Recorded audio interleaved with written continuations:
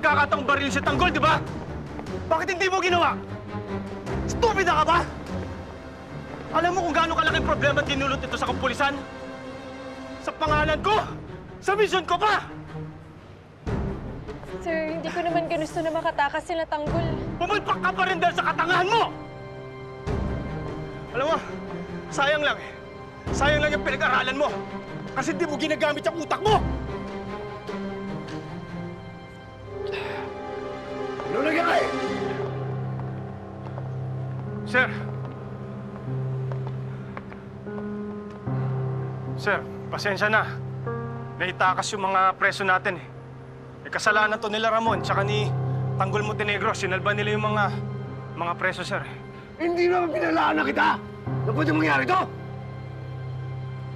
Ang yabang mo pang sabi sa akin, hindi ako papalpa, sir. Ano nangyari?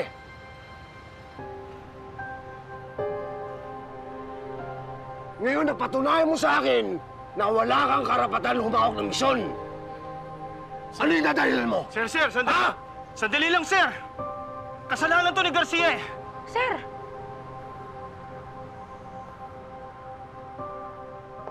May pagkakataong ka ba rin sa Tanggol, di ba? Hindi mo ginawa. Alam mo kung anong katangalang ginawa mo, Garcia.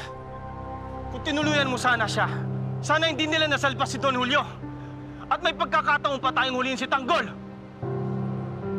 Sir, si Garcia po ang dapat natin sisihin. Totoo ba to? Totoo ba nagkaroon ka ng pagkakataong barilin si Tanggol pero hindi mo ginawa? Ha? Sir.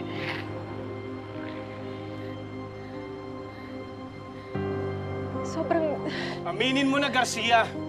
Kapalpakan mo to kaya... Oo, hindi lang! Yun lang gusto ko sagot!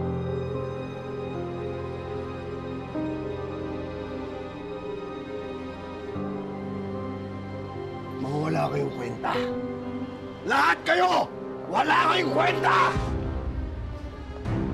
Lalo ka na! Dahil sa kapalpakan mo, nakatakas ang membro ng napakalaking sindikato. Ngayon, nagsasama-sama na sila uli! Garcia ka nga. Manang-mana ka sa tatay mo. Hindi ka dapat tinatawag ng pulis.